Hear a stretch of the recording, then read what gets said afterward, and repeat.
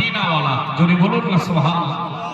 মদিনার সবুজ গম্বুজের নিচে আপনার আমার হাবিব ঘুমিয়ে আছেন, তিনি জীবিত নবী, হায়াতুন নবী, জোরে বলেন না।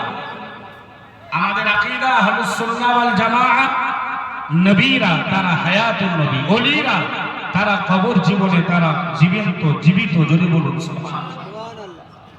সম্মানিত হাজিরিন, আল্লাহ কোরআন শরীফের মধ্যে বিবরণ দিল, ইন্নাল্লাযীনা ক্বালু রাব্বুনাল্লাহু সুম্মা ইসতাকামু।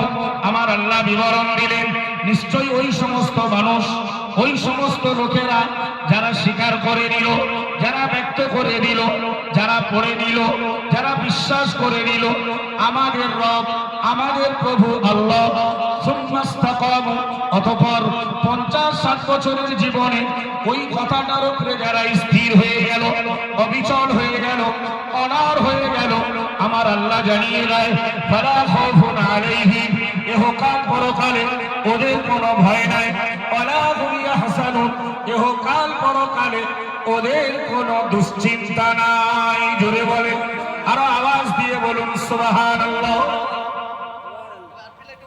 যাদের বক্তব্য, যাদের বিশ্বাস আল্লাহ আমাদের রব, কি ভাই আমরা যারা মজলিসে আসি আমাদের সবার বিশ্বাস আল্লাহ আমাদের রব। মানে রব এটা আরবি ভাষা, আলহামদুলিল্লাহি রাব্বিল আলামিন। এই রব কথার অর্থ হলো প্রতিপালক, লালন পালন কর্তা। সুবহানাল্লাহ।